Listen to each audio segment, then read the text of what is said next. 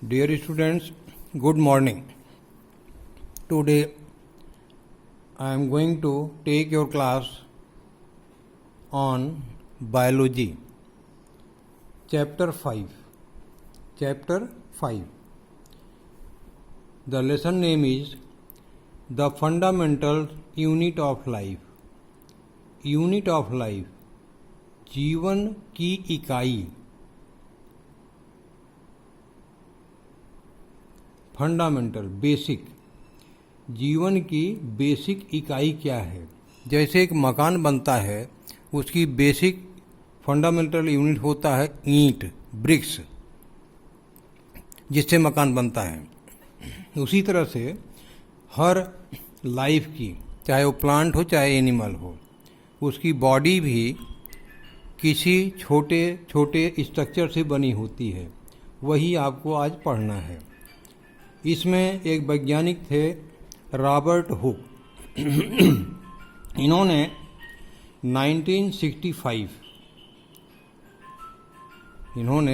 1965 में एक कार्ग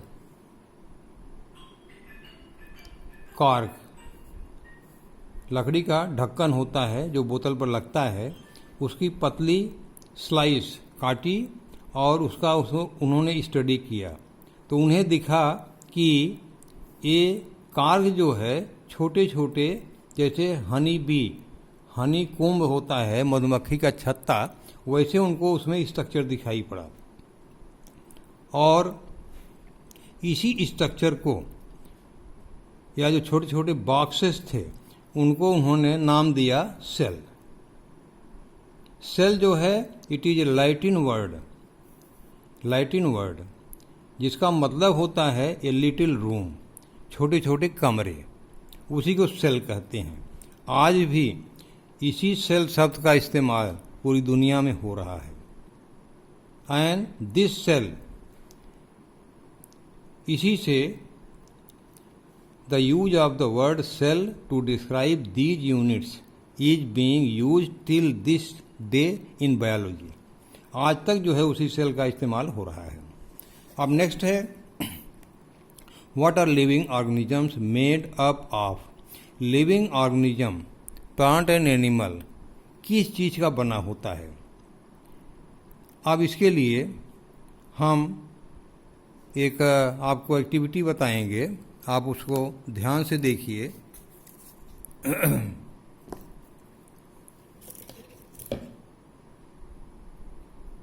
जैसे देखिए, ये ओनियन है.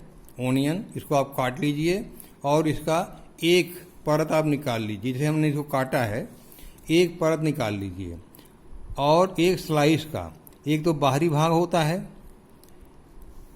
ये बाहर वाला जो बाहरी तरफ होता है, और एक अंदर वाला भाग होता है. जैसे ये है, इसका ये बाहरी भाग है, अंदर वाला भाग. अंदर वाले भाग में आप देखिए एक पतली स्लाइस होती है. ये दिख रहा है आपको? ये देखिए, पत्ता था झिल्ली नुमा. ये झिल्ली की तरफ से बिल्कुल पतली स्लाइस होती है. ये देखिए, ये है.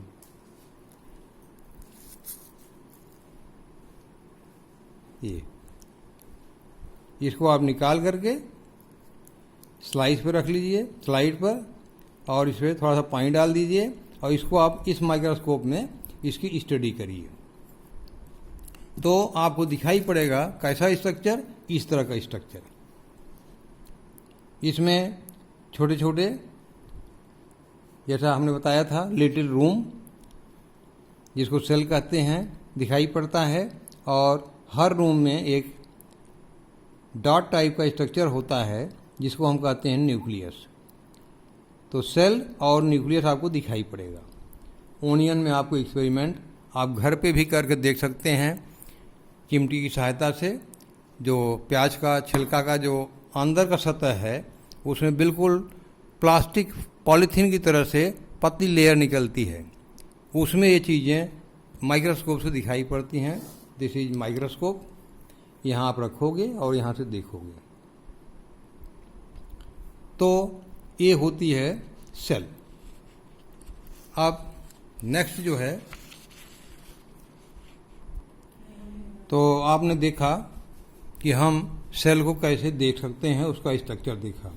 व्हाट आर दीज स्ट्रक्चर्स, ये जो स्ट्रक्चर आपने देखा वो क्या हैं?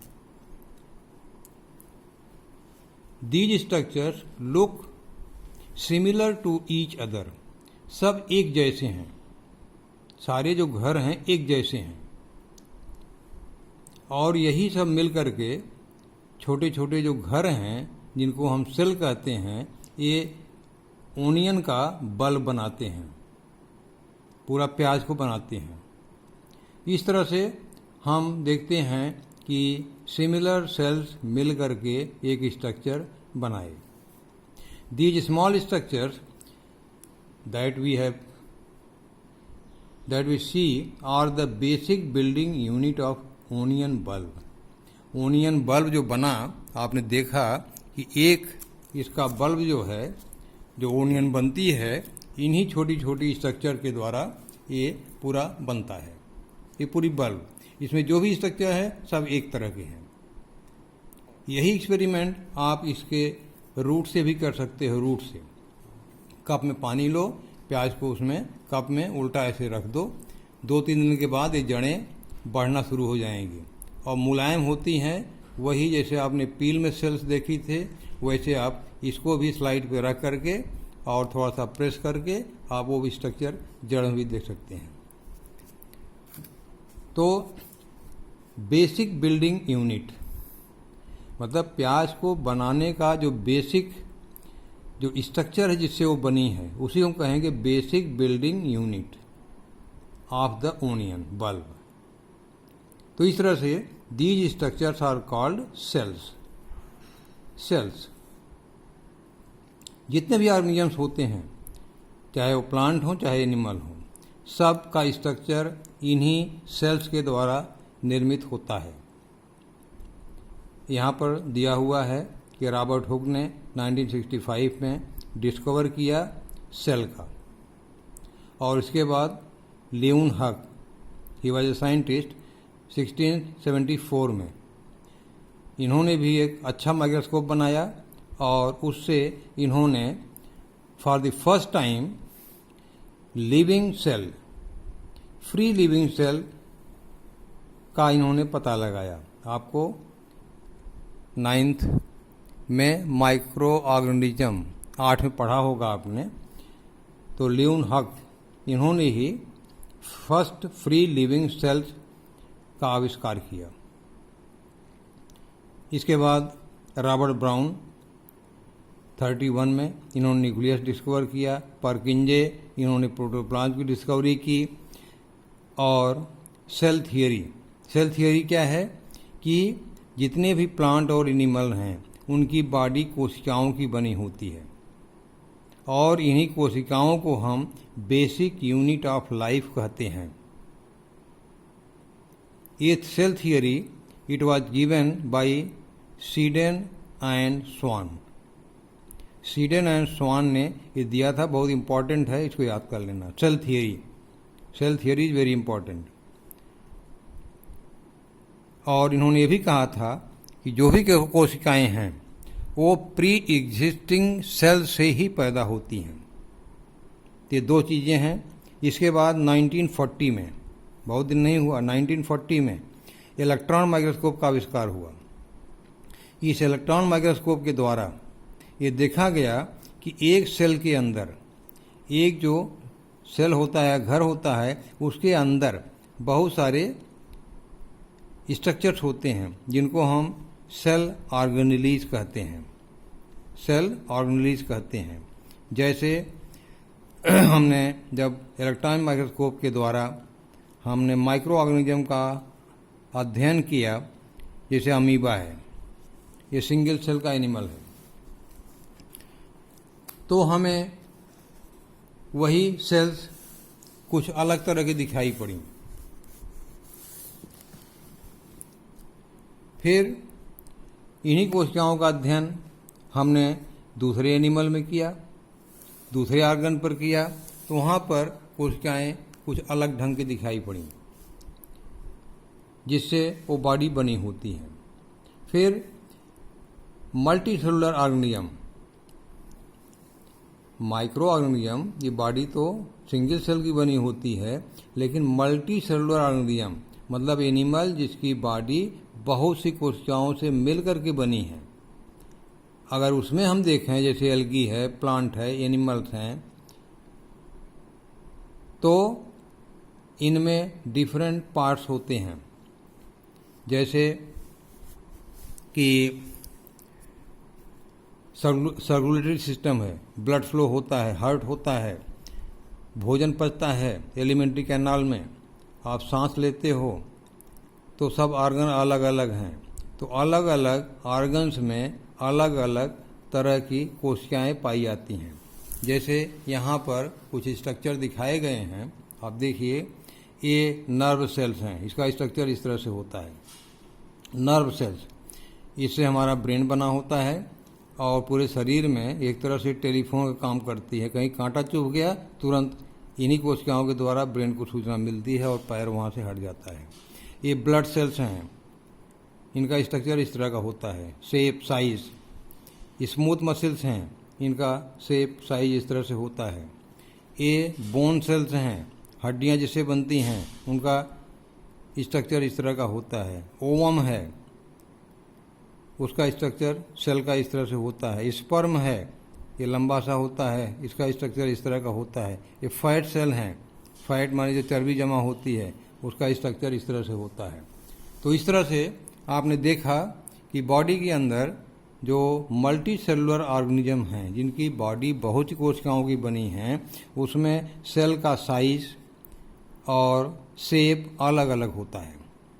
काम सबका एक ही है, सबकी कोशिकाओं में वही स्ट्रक्चर्स पाए जाते हैं, लेकिन इनका काम अलग अलग होता है। तो शेप, साइज, जैसा काम होगा वैसा उसकी साइज होगी और शेप होगा। जैसे मैंने आपको अभी बताया कि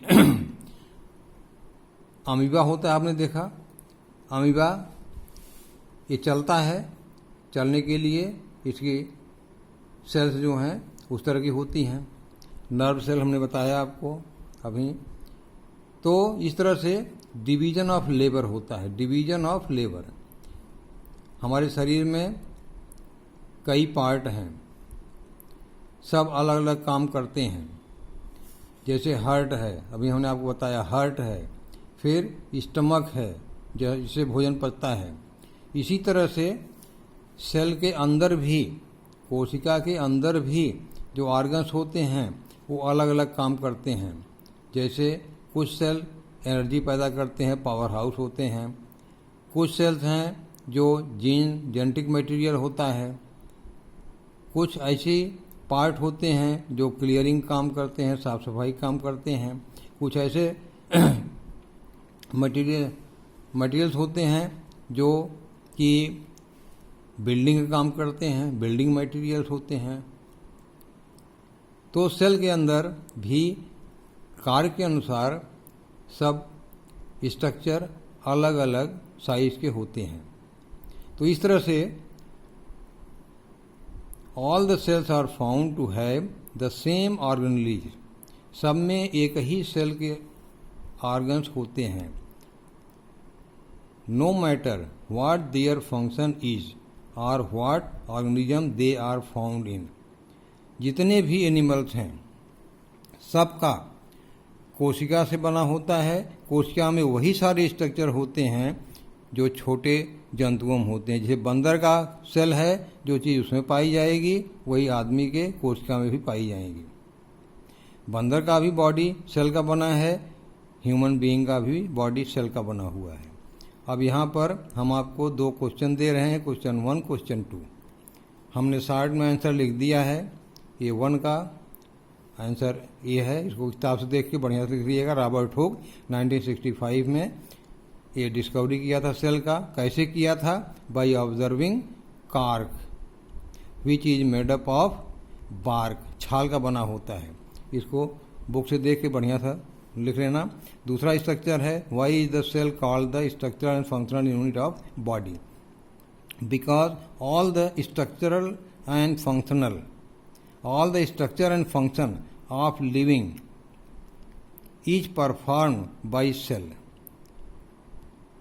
जितने भी लिविंग है उनका स्ट्रक्चर सेल का बना होता है, उनका जो भी कार्य होता है वो सब सेल के द्वारा ही होता है, इसलिए इसको हम कहते हैं structural and functional unit of body. ये दोनों क्वेश्चन आप कॉपी पर लिख लेना अपने साइंस वाली पर। और आज यहीं पर हम इसको समाप्त करते हैं। बुक से इसको एक बार दो बार पढ़ के समझ लेना। Thank you.